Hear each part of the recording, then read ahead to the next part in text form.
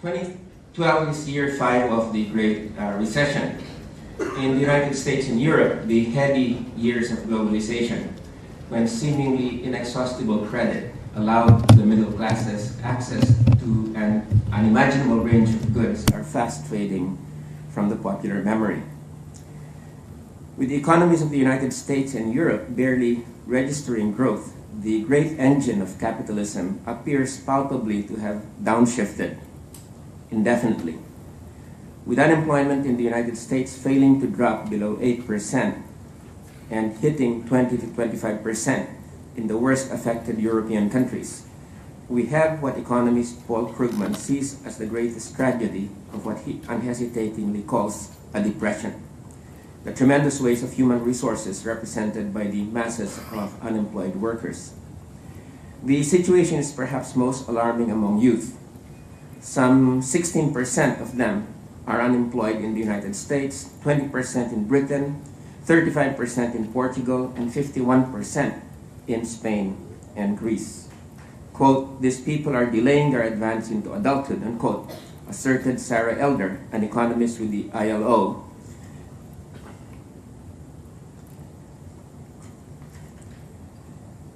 It's a very scary time for young people. They find the path that worked for their parents is not working for them, unquote. Mass poverty, which in the North had been regarded as a thing of the past during the late 20th century, one confined to a small section of the population, made its reappearance. Almost 1 in 4 people in the European Union was threatened with poverty or social deprivation in 2010, according to a December 2011 report of the European Commission. 115 million people, or 23% of the EU's population, were designated as poor or socially deprived. The main causes of poverty were unemployment, old age, and low wages, with more than 8% of all employees said to belong to, quote, the working poor, unquote. Citing the latest census data, the Washington Post reported that in the United States, and I quote, "Nearly 1 in 6 Americans was living in poverty last year, a development that is ensnaring growing numbers of children and offering vivid proof of the recession's devastating impact," unquote. The article portrayed a nation where many people are slipping backward in the wake of a downturn that left 14 million people out of work and pushed unemployment rates to levels not seen in decades. Poverty is, of course, the lot of an even greater proportion of the population in our part of the world, among developing countries. But whereas material hardship is common to both the poor in the North and those in the South, the special quality of poverty in the North is the despair that has accompanied it.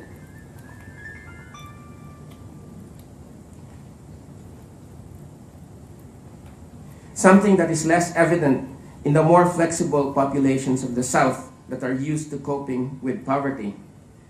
The sense that austerity was here to stay, that growth and prosperity was a distant dream, and that even in the best of circumstances, indebtedness far into the future was the common lot, to be paid with massive cuts in living standards into the indefinite future, has come so quickly and jarringly after years of stable prosperity that people have not been able to adjust to it psychologically. According to the New York Times, and I quote, "The economic downturn in Europe has swept away the foundations of once sturdy lives. Especially in the most fragile nations like Greece, Ireland, and Italy, small business owners and entrepreneurs are increasingly taking their own lives in a phenomenon some European newspapers have started calling, quote, suicide by economic crisis," unquote. In Greece, the suicide rate among men rose more than 24% from 2007 to 2009. During the same period in Ireland, suicides among men increased by more than 16%. In Italy, suicides traced to economic difficulties increased 52%. A Greek student summed it up to a newspaper reporter, and I quote, "There is a depression in the Greek people. In all of my friends, they keep saying, I can't take it. There is depression about our jobs, depression on the news, depression about the economic situation, depression in our family, depression and fighting among friends, unquote. I will not go into the causes and dynamics of the economic crisis, which has to do with the dynamics of capitalism's crisis of overproduction and the unraveling of finance. Let me just say that it is very hard to see growth returning soon to the United States and Europe. Indeed, my sense is that by election day in the United States in November, the unemployment rate will be back to 9% or more, and the election of a Republican president dedicated to cut spending will guarantee a longer period of stagnation. As for Europe, the devastation of Germany's export markets in Southern Europe by austerity programs promoted by the German government will make itself felt in a significant slowdown of growth in Germany itself, which in fact has already started. It is perhaps only recently that we have come to realize that what we are going through is a crisis of globalization. That is, one that has spelled the end of the so-called second era of globalization that began in the 1980s, and one that has ended the spell that globalization has had on the popular imagination. What do I mean?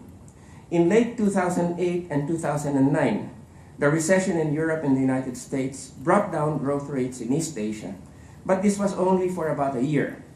By 2010, East Asia and the big newly emerging economies known as the BRICS, Brazil, Russia, India, China, South Africa, appeared to have recovered.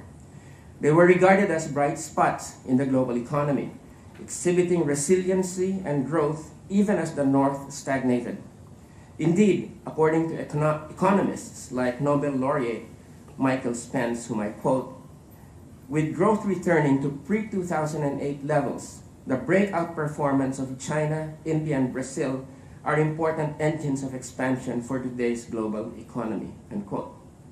In a decade, the share of global GDP by the emerging economies would pass the 50% mark, he predicted. Much of this growth would stem from, quote, endogenous domestic drivers in emerging economies anchored by the middle class, unquote. Moreover, as trade among the BRICS increased, the future of emerging economies is one of reduced dependence on industrial country demand, unquote. Recent trends, however, appear to show that the idea that the fate of the BRICS had become decoupled from that of US and Europe was an illusion. 2012 seems to be the year the emerging economies will yield to the turbulent waves emanating from the sinking economies of the North. Economies are slowing down, with India's growth in 2011 falling by 5% relative to 2010. Brazil's growth was under 3%, lower, as the Economist noted, than sickly Japan's. China's first quarter growth in this year has plunged to 8.1%, its lowest pace in 3 years. The main reason appears to be the continued great dependence of these economies on northern markets and their inability to institutionalize domestic demand as the key engine of the economy. I do not usually agree with The Economist, which is the avatar of free market economics, but I find it hard to disagree with the assessment of India in its issue of June 9. And let me just quote this. In a world economy as troubled as today's, news that India's growth rate has fallen to 5.3% may not seem important, but the rate is the lowest in several years. And the sputtering of India's economic miracle carries social costs that could surpass the pain in the Eurozone. The near double-digit pace of growth that India enjoyed in 2004 and 2008, if sustained, promised to lift hundreds of millions of Indians out of poverty, and quickly. Jobs would be created for all the young people who will reach working age in the coming decades, one of the biggest and potentially scariest demographic bulges the world has seen. But now, the Indian miracle feels like a mirage, unquote. Next slide, please. We are, in short, entering the third stage of the global depression. The first was the collapse of Wall Street, which led to the crisis of the real economy of the United States. The second was the so-called sovereign debt crisis, of the European economies, which triggered the implosion of the real economy of Europe. The third and current phase is the less dramatic but very tangible unraveling of the real economy of the so-called emerging markets, the dynamic developing countries that escaped the first phase of the financial meltdown. Having indiscriminately integrated our economies in the last 25 years, we are now reaping the wages of corporate-driven globalization. Let me turn to China to illustrate this third phase. Being the world's second largest economy, China's downshifting is particularly alarming. In 2008, in response to the crisis, China launched a 585 billion stimulus program to enable the domestic market to make up for the loss of export demand. Achieving some success at first, China, however, reverted back to export-led growth oriented towards the US and European markets. The reason for this retreat was explained by the respected Chinese technocrat of the Monetary Board, Yu Yongding, and I quote, "With China's trade to GDP ratio and exports to GDP ratio already respectively exceeding 60% and 30%, the economy cannot continue to depend on external demand to sustain growth. Unfortunately, with a large export sector that employs scores of millions of workers, this dependence has become structural. This means reducing China's trade dependency and trade surplus is much more than a matter of adjusting macroeconomic policy. The retreat back to export-led growth, rather than merely a case of structural dependency, reflected a set of interests from the reform period that, as you put it, and I quote, have morphed into vested interests which are fighting hard to protect what they have, unquote. The export lobby, which brings together private entrepreneurs, state enterprise managers, foreign investors, and government technocrats, remains the strongest lobby in Beijing. Indeed, according to you, only crisis beckoned in the future since China's, quote, growth pattern has now almost exhausted its potential, unquote. The economy that most successfully rode the globalization wave, China, quote, has reached a crucial juncture. Without painful structural adjustments, the momentum of its economic growth would suddenly be lost. China's rapid growth has been achieved at an extremely high cost. Only future generations will know the true price, unquote. The current crisis of the global economy has spawned problems for both the infrastructure and superstructure of global capitalism, to use these terms in a broad and not mechanical sense.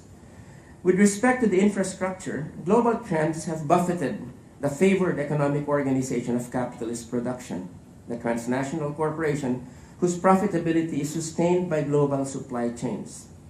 According to The Economist, I seem to be quoting The Economist a lot today, quote, the integration of the world economy is in retreat on almost every front, unquote.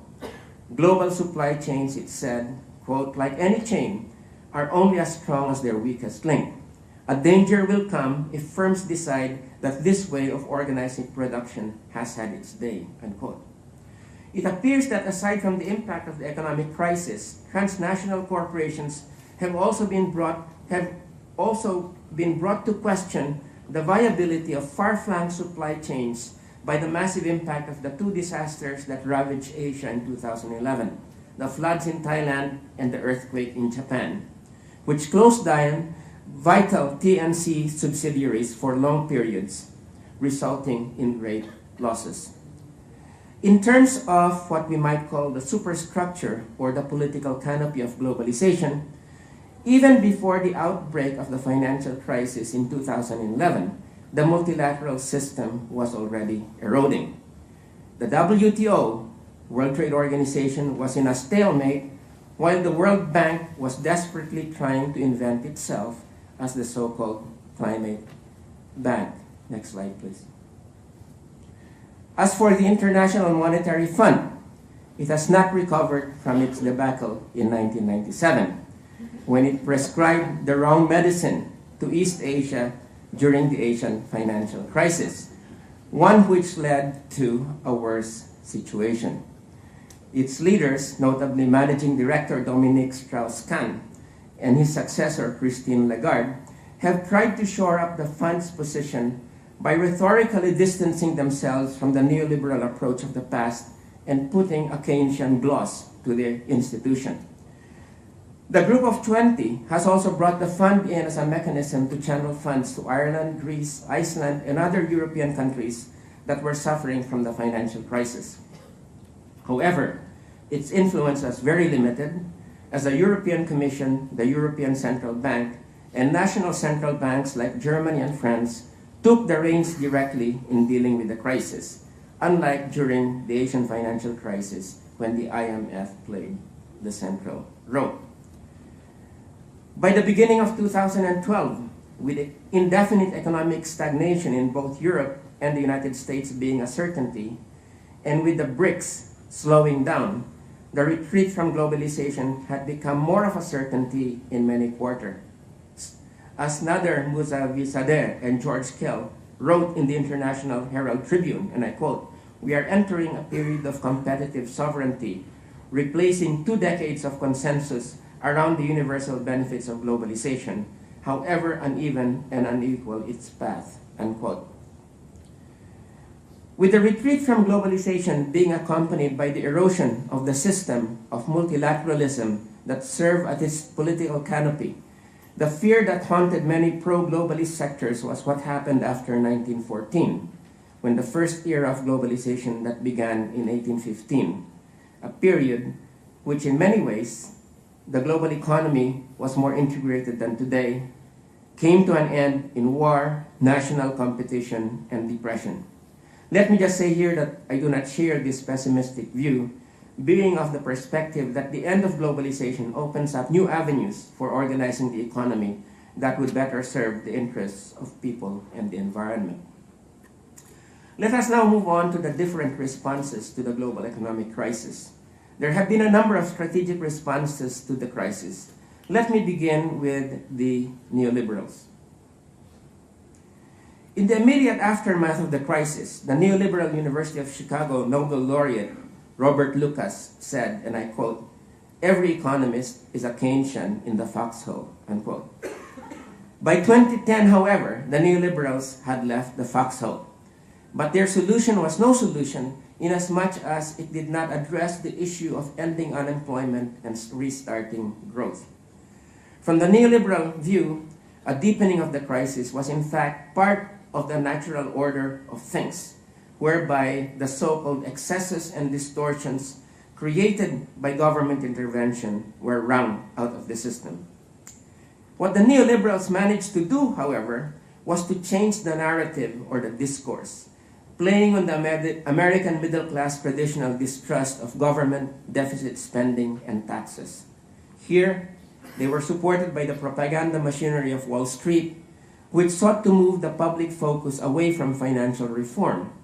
Instead of unemployment and stagnation in the short and medium term, the real problem they pointed to was the debt and the deficit. Massive deficits financed by debt, the neoliberals said, would ensure a future of debt slavery for future generations. Next slide, please. Let us now turn to the Keynesians, whose prime representative is Paul Krugman. The Keynesians saw unemployment as the problem, and it was to be banished by massive deficit spending, low interest rates, and loose money policies. Criticism of Keynesianism, however, not only came from the right, but also from progressive quarters, who saw its focus on growth by stimulating consumption as simply a short-term solution bereft of a transformative vision for restructuring the economy along the lines of greater equity and democracy. In the view of Marxists, Keynesianism's basic flaw was its adherence to the framework of monopoly capitalism, which rested fundamentally on deriving profit from the exploitative extraction of surplus value from labor, was driven from crisis to crisis by inherent tendencies towards overproduction, and tended to push the environment to its limits in its search for profitability. At both the national and the global arena, the new Keynesianism promoted a new class compromise accompanied by new methods to contain or minimize capitalism's tendency towards crisis.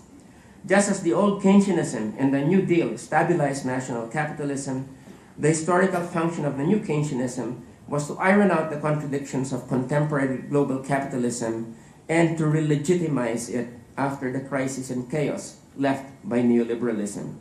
In the view of many progressives, the new Keynesianism, old and new, was at root about social management.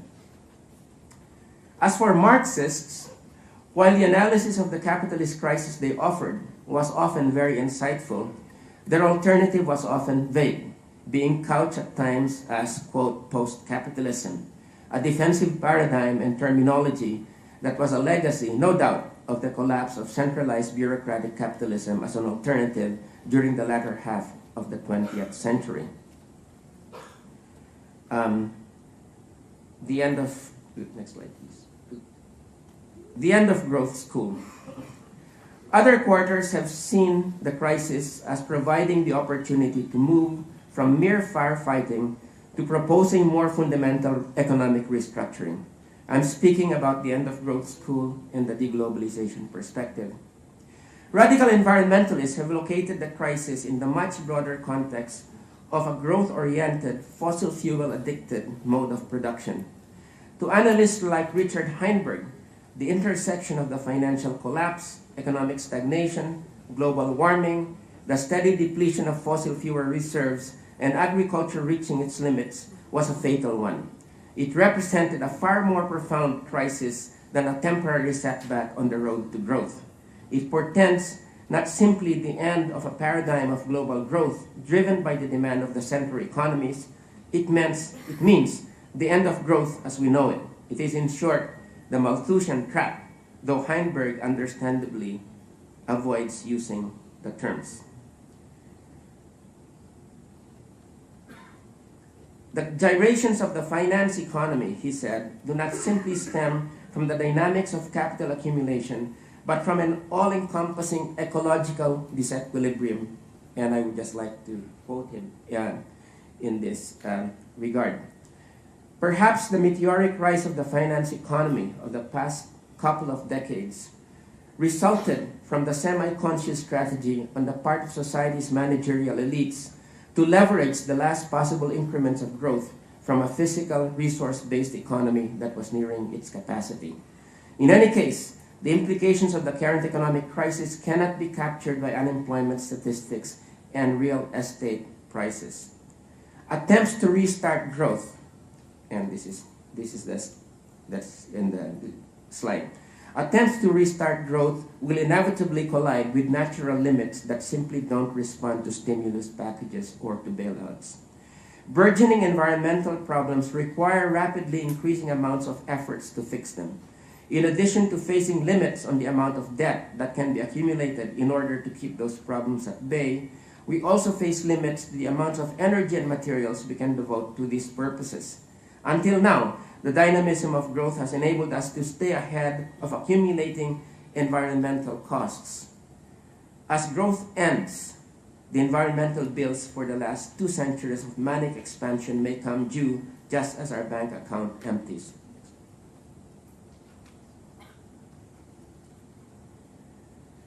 The next few decades, Heinberg asserts, will be marked by a transition from expansion to contraction, a process, quote, characterized by an overall contraction of society until we are living within Earth's replenishable budget of renewable resources, while continually recycling most of the minerals and metals we continue to use. The future points in the direction of decentralized eco-communities marked by more manageable participatory decision-making, powered by low energy systems, reliant on cooperatives for production and other economic functions, dependent on organic farming for food, and using non-debt-based currencies for exchange. Some of the proposals advanced by the End of Growth School have been shared by the deglobalization perspective, though the latter does not endorse the former's view that radical economic contraction is inevitable nor desirable.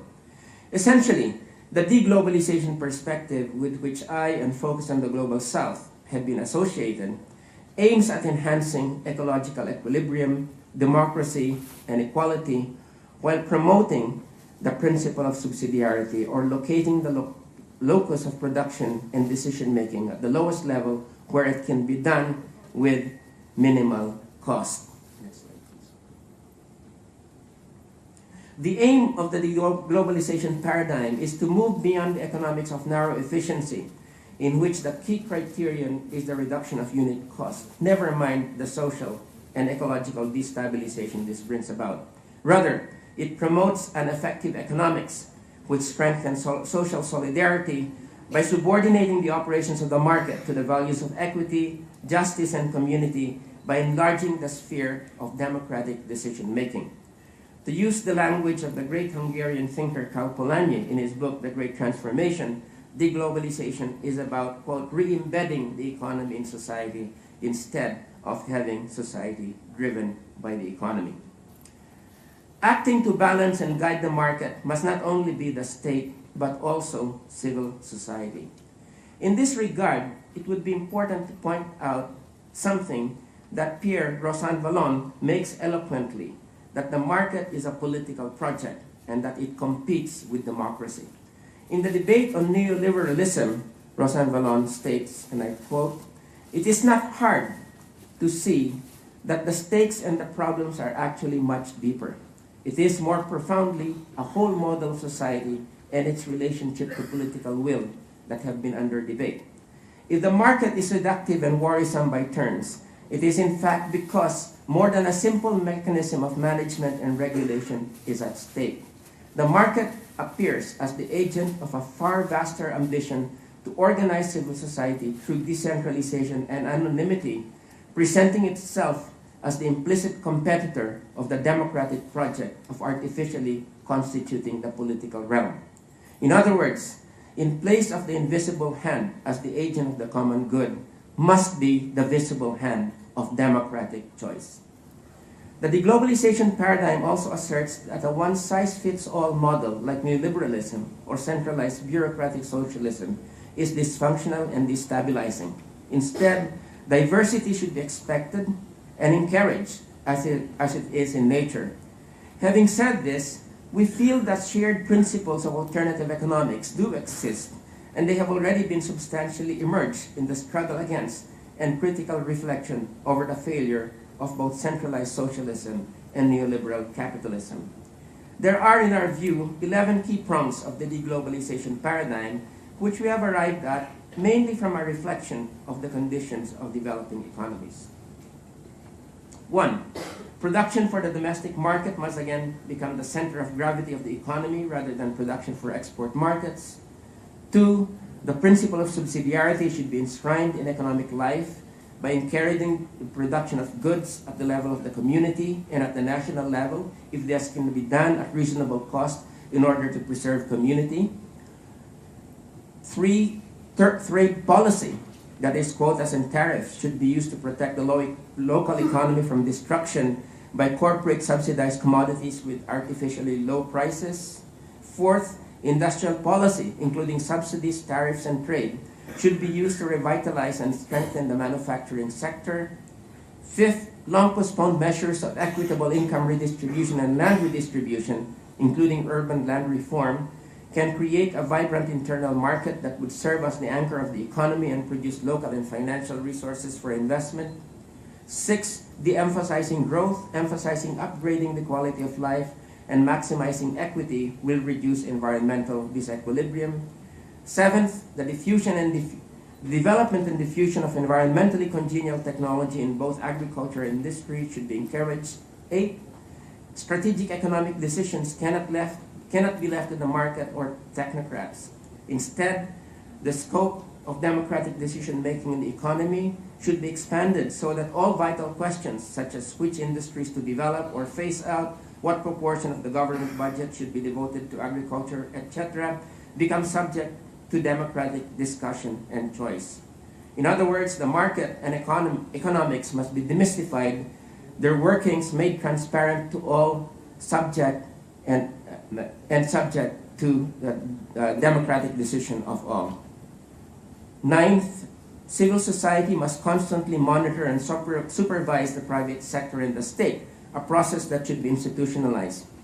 As Pierre Rosanvallon has noted, and I quote, "The growth of the self-generating capacity of civil society stands out as the truly remarkable phenomenon of our era.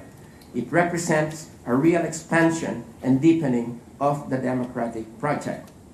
10. The property complex should be transformed into a mixed economy that includes community cooperatives, private enterprises, state enterprises, and excludes transnational corporations. And finally, centralized global institutions like the IMF and the World Bank should be replaced with regional institutions built not on free trade and capital mobility, but on principles of cooperation that, to use the words of Hugo Chavez in describing the Bolivarian alternative for the Americas, Alba, quote, "transcend the logic of capitalism." Though it may sound radical, the espousal of deglobalization isn't really new. Deglobalization's pedigree includes the writings of Keynes, who, at the height of the Depression, bluntly stated, and I quote, "We do not wish to be at the mercy of world forces working out or trying to work out some uniform equilibrium according to the principles of laissez-faire capitalism," end quote. Indeed, he continued, and I quote, "Over an increasingly wide range of industrial products and perhaps agricultural products also, I become doubtful whether the economic cost of self-sufficiency is great enough to outweigh the other advantages of gradually bringing the producer and the consumer within the ambit of the same national, economic, and financial organization. Experience accumulates to prove that most modern mass production processes can be performed in most countries and climates with almost equal efficiency," end quote. And with words that have a very contemporary ring, Keynes concluded, and I quote, "I sympathize with those who would minimize rather than those who would maximize economic entanglement between nations. Ideas, knowledge, art, hospitality, travel, these are the things which should of their nature be international, but let goods be homespun whenever it is reasonably and conveniently possible, and above all, let finance be primarily national," end quote. Let me end by saying that the old order is passing, but the contours of the new are not yet clear. That the globalized world will be replaced by a multipolar, multi-speed world, to use the description of Michael Spence, where the so-called emerging economies share hegemony with the old centers of Europe and the United States, is not at all certain to me. I think that things will definitely get worse before they get better. And this provides the opportunity to raise fundamental issues and proposals for the restructuring of economic organization to better serve the interests of people and the environment. We had better take this opportunity and get down to work. I have not talked about people's movements here, but I think that though they may seem weak and confused right now, they will become a central force in the years to come, a force that traditional parliamentary politics will not be able to control. Where these movements will head for, whether towards the right or the left, will depend to a great extent on how credible and viable the alternatives proposed by progressives like us will be. Thank you very much.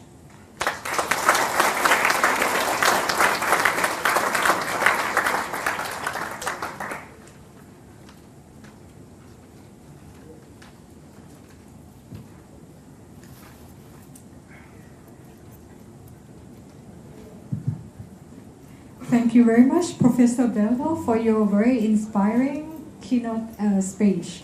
And now I would like to invite Dr. Shayan Watanaputi, the director of RCSD, to present the token of appreciation to Professor Bello.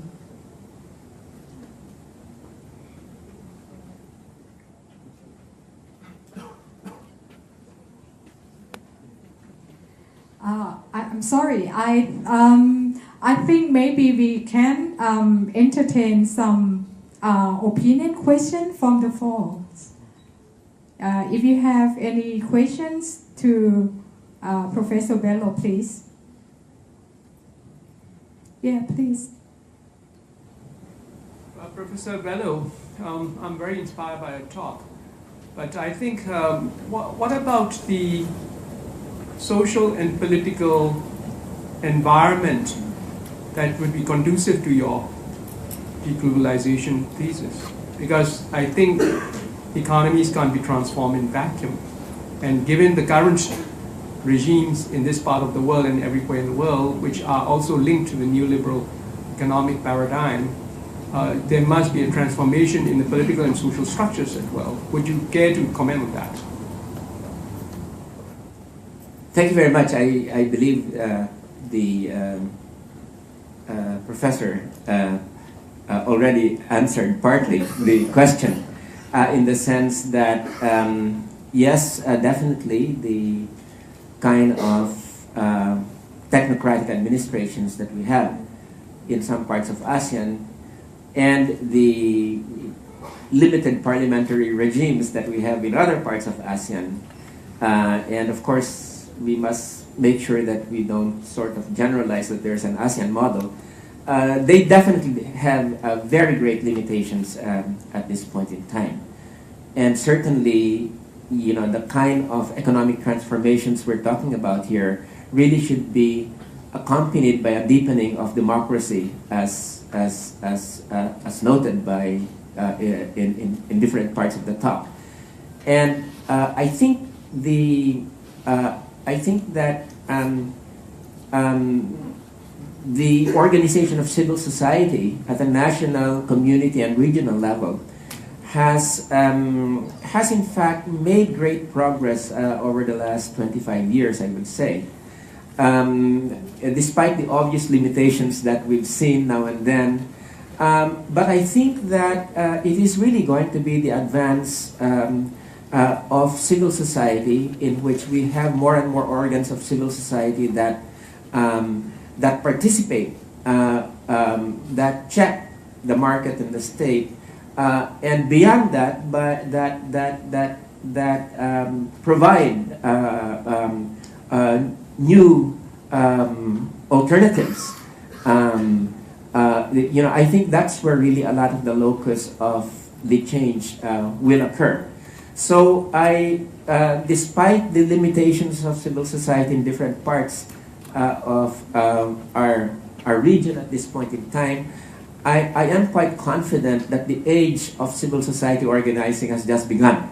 And in many ways, I think that the limitations of both statism and the limitations of neoliberalism provide the ground, because we have in many ways these two ways of organizing society are in many ways in crisis at this point in time, but they also provide the ground for thinking about pushing for a deepening democratization of our society along this line. So I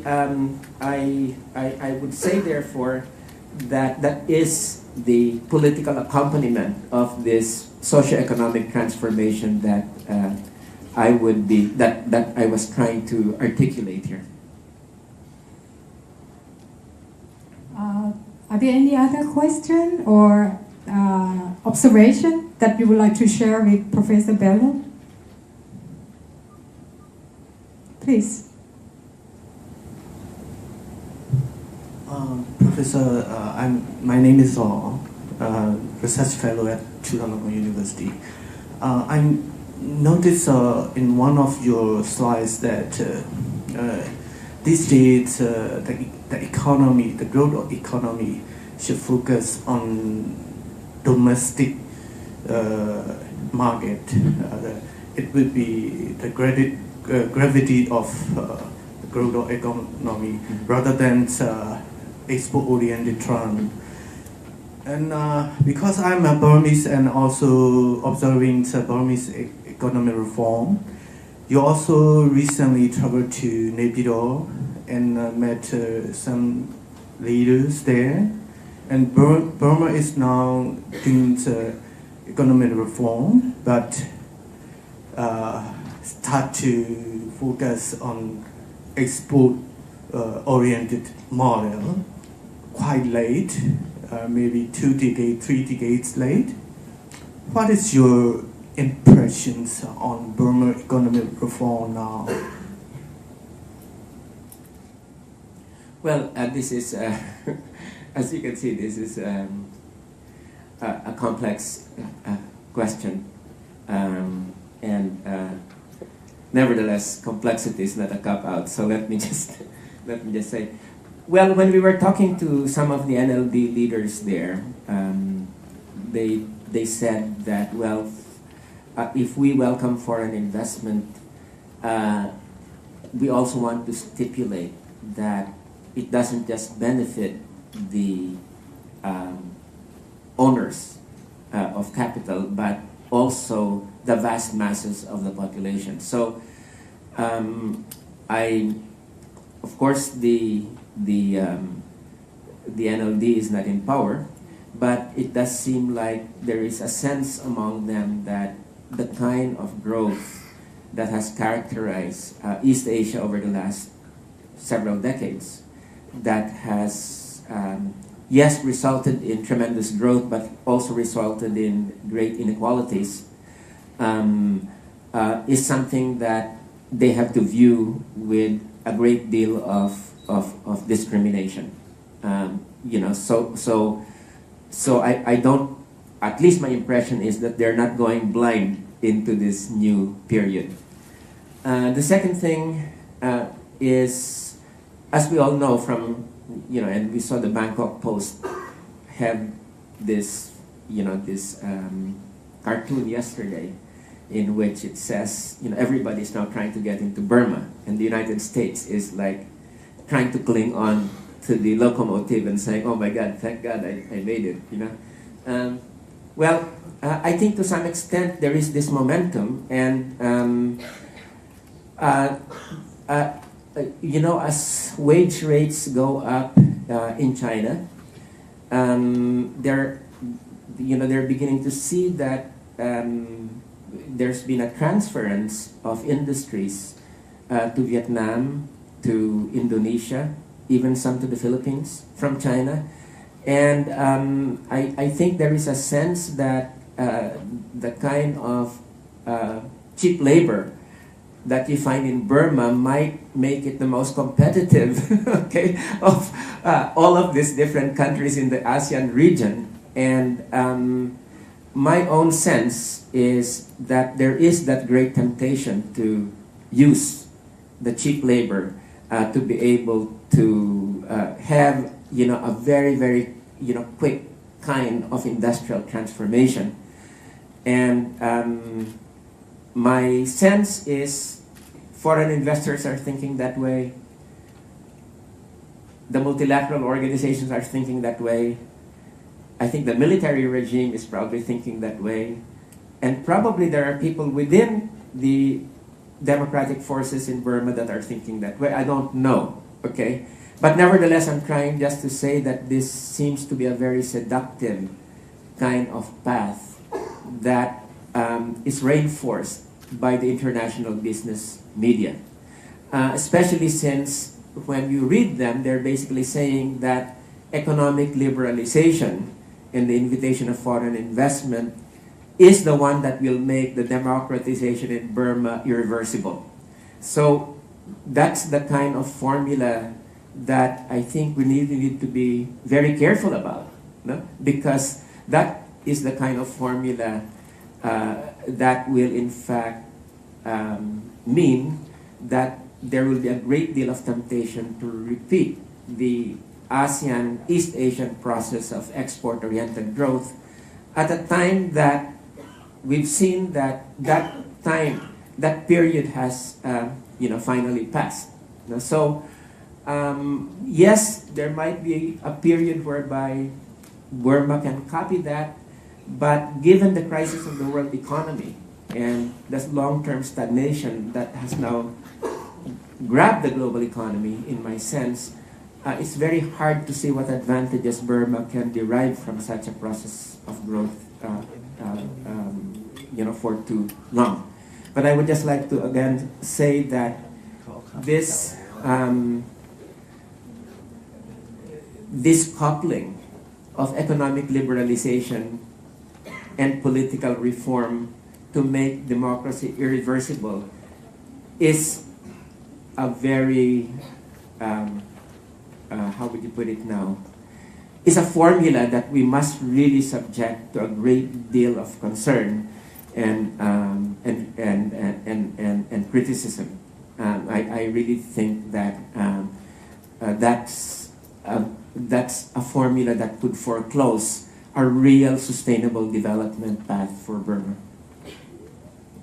Okay, thank you, Professor Bello. I observed that we have the first question from here, the second at the back, and the third from the front. Having said that, I just wanted to say that I'm not an expert in Burma. My name is Jus Ali. I'm working for Heinrich Böll Stiftung here in Bangkok, and I would like to relate your speech, your talk, to the topic of this conference and to the discussion we had yesterday. And it was all about the integration of ASEAN and the ASEAN Economic Community, which is a process of further integration of 10 member states. And if I listen to your thesis or the 11 points of deglobalization, I have the feeling there's a little bit of a contradiction, because it goes more into more integration, free flow of capital, labor, etc., etc. So how do you see, in the light of your approach of deglobalization in general, the process of ASEAN integration? Thank you. Can I just add to that, because it's pretty much similar? Mark Saxa, Director of FES in Thailand. Well, thank you, first of all, to you, Professor Bello, for setting this counterpoint to some of the neoliberal ideas that we heard yesterday. Thanks also to the organizers. I think it was a very good idea to have both perspectives in the room. I'm a German, so I show my love by criticizing. I think the parts of the deglobalization paradigm that reintroduced the nation, you didn't say nation state, but the nation as the paradigm of a new model, that seems to contradict at least the European experience of these days, because what I believe what we see there is the dissolution of the nation state. A dissolution, an unprecedented transfer of sovereignty towards an undemocratic superstructure, a superstate in Brussels, but also, and much more profoundly, to the non-democratic market. So I think I always take aim at Hardenegri and the multitude ideas is that I do not see that a crisis automatically brings about an alternative order. And it seems to me that you're also implying that because of this crisis, the meltdown of the neoliberal order, the alternate order will somehow emerge by itself. You mentioned vested interest in your talk, and I would assume that there will be a lot of resistance of vested interest. We saw the ability of the neoliberal spinsters to turn around the discourse on the second round of the crisis, so I would assume we'll see the same thing again. So maybe some of your ideas about why you put the nation back into the center of your paradigm. Well, let me just, I mean, the two questions are related. But first I would just like to say that the ASEAN as a political community is underdeveloped, but it is more developed as a political community than an economic community. I think that we've been talking about ASEAN integration since 1967, but very little of it has really taken place. And I don't think that can be, in fact, disputed. Even the few items, you know, of incentives that would help create trans-industrial or trans-agricultural complexes within ASEAN never really materialized. I think the great integrator of ASEAN was in the first phase in the 1980s. The great integration of ASEAN was Japanese capital. When it began to relocate during the Endaka, there was a great deal of capital moving to ASEAN, and they moved to different countries and sought to integrate their operations across borders. And then more recently, a lot of the ASEAN countries have begun to be integrated into the Chinese economy. So the kind of integration that has taken place in ASEAN is more integration that has served the purposes of external actors to ASEAN. So that's sort of the first thing that I would just like to say. The second thing is definitely we do need to look at the positive as well as the negative features of regionalism. I think when the deglobalization perspective was really articulated, it was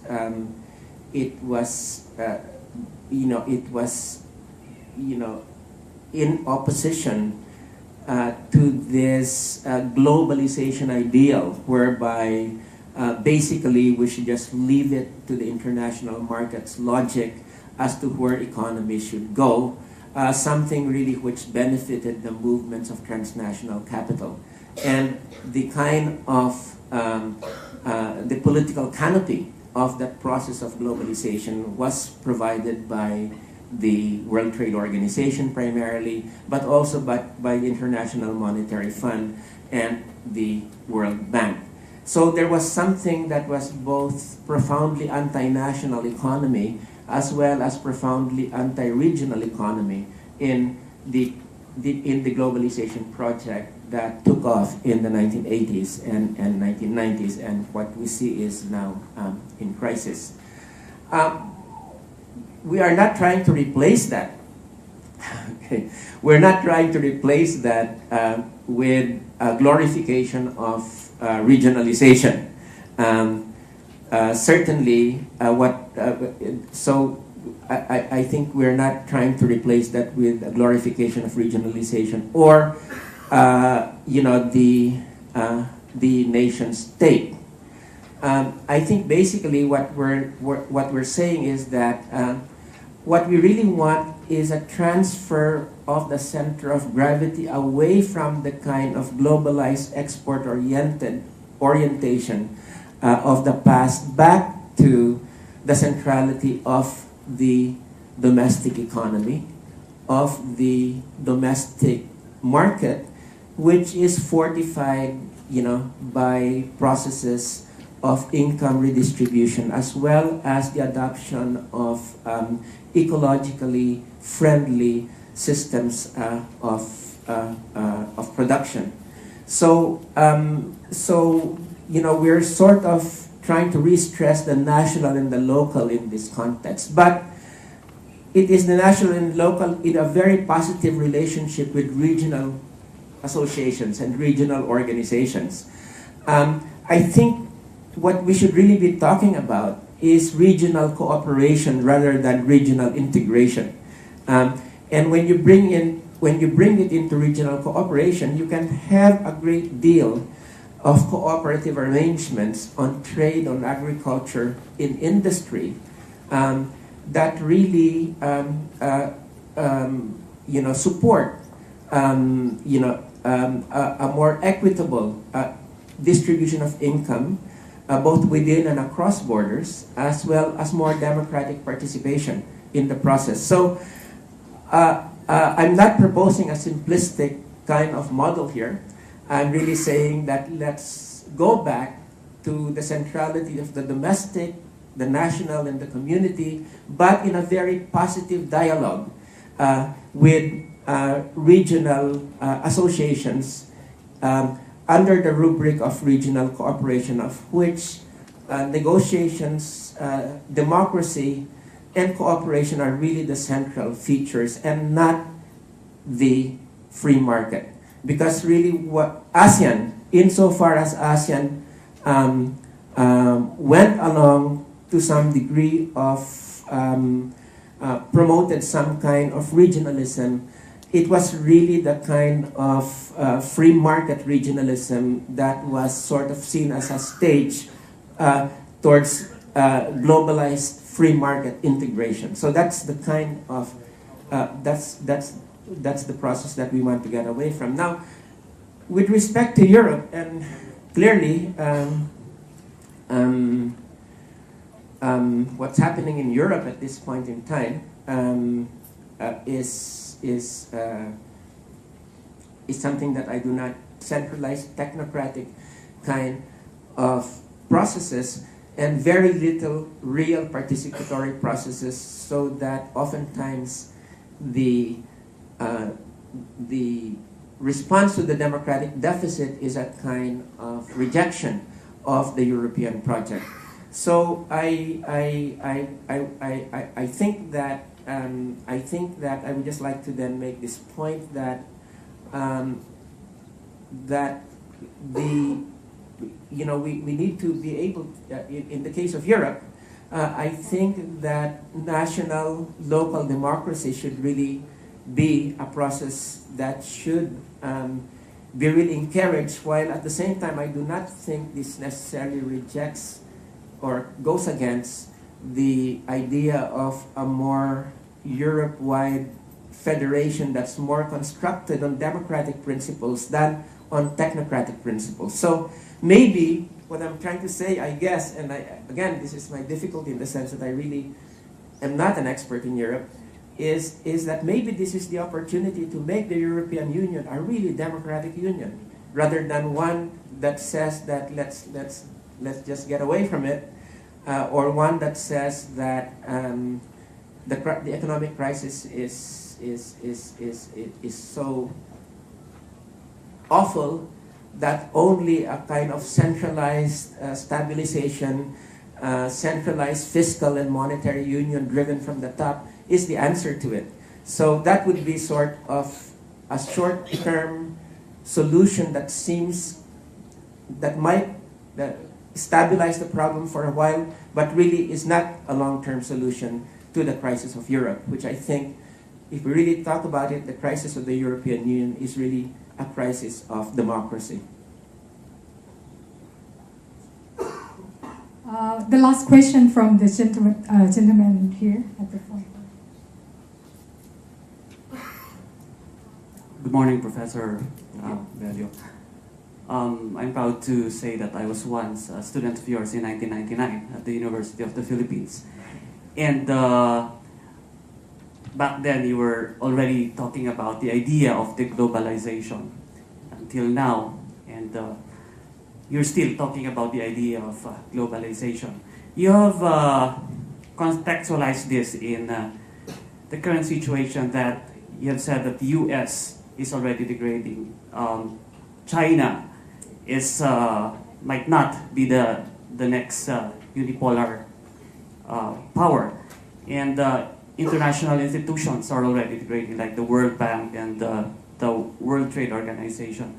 And if I understand you well, deglobalization could be achieved when a unipolar world would be transformed into a multipolar world, if I got you right. My question is, do you have a projection when can this idea of deglobalization be transformed into a concrete reality? Thank you. Well, it's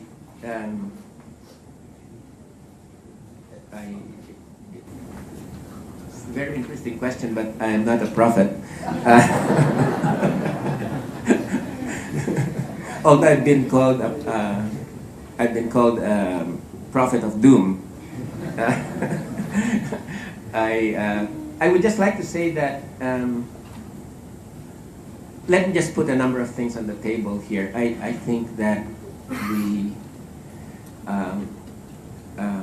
are in a situation whereby, yes, the hegemonic power of the United States and the institutions that it had a great deal of influence with, meaning the WTO, the IMF, and other international institutions where it had a great deal of influence with, has been significantly degraded. Not only by the financial crisis, not only by the ideological crisis of neoliberalism, which was attached principally to the United States, but also by the fact that the US was in many ways forced to retreat from a debacle in the Middle East, and it's still trying to extricate itself from Afghanistan at this point in time, and there is a desperate effort on the part of the United States to reconstitute its military force posture by saying it's now focused on Asia. But I think that's less some sort of a rational plan, but a more desperate kind of effort to become, to become military relevant in a world where those kinds of unilateral military solutions no longer work. So the second thing is that I would just like to say is, yes, there were, the idea that you now have a multipolar world whereby the BRICS and Europe and the United States were there. Before the crisis, that was a common view. And even as late as 2 years ago, in fact, Michael Spence, the Nobel laureate, basically says, okay, Europe and the United States, their dynamism is gone. It's now going to be Brazil, China, and South Africa, and the BRICS. This is going to be the source of dynamism. But that kind of world, that kind of multipolar world in which you have an expansion of the hierarchy, I'm not exactly sure if how that's going to develop, because what we're now seeing is that many of these countries that were supposed to become the engines of global growth that would replace the United States are now really slowing down. And it seems like it's because, despite the fact that they do have big internal markets, a lot of their structures were still oriented around globalization, around global export-oriented growth. Like, as Yu Yung Ding says with respect to China, you just don't say, now we will focus on creating the domestic market, because you're dealing with, and here is where sociologists come in, and political scientists, you're not just dealing with macroeconomic policy, you're dealing with structures that have congealed and have become vested interests that prevent moving in a certain direction, even if it's rational to move in that direction. See? And that's really why, that's really what economists often cannot understand, that economic policies involve more than just economic considerations. They also have, they have structural, they involve structure. So I guess my point is that I never shared this idea that you have this more multipolar kind of world in which you no longer have just the North and the United States, but also the big economies calling the shots, and the canopy of this being the G20. I feel that the G20 is, although it's a bit expanded, it's still very much part, of what I would call a global power structure that is inequitable. So I do not think that the G20 is something that we should glorify. I think that this was really an attempt to try to, the creation of the G20 was a continuing attempt to try to make sure that we did not move towards really representative institutions. If you remember, when you had this G20 trying to control the global economic management, this was also a time that the United Nations, the Stiglitz Commission that produced this financial report, the United Nations was trying very hard to move into the center of how do we deal with this global with this global crisis. But the G20, led by the United States and the traditional powers, basically were an attempt to really continue to keep the hands of dealing with global management among the global powers by integrating new forces into it. But I don't think that's really the, if your question is this a desirable situation? I don't think so. And I hope that if we're indeed moving towards a multipolar world, it is not the G20 world, dominated world that we're talking about. In fact, I really would think that a G20 kind of world could be just as unequal, could be just as destructive as a hegemonic world dominated by the United States and Europe.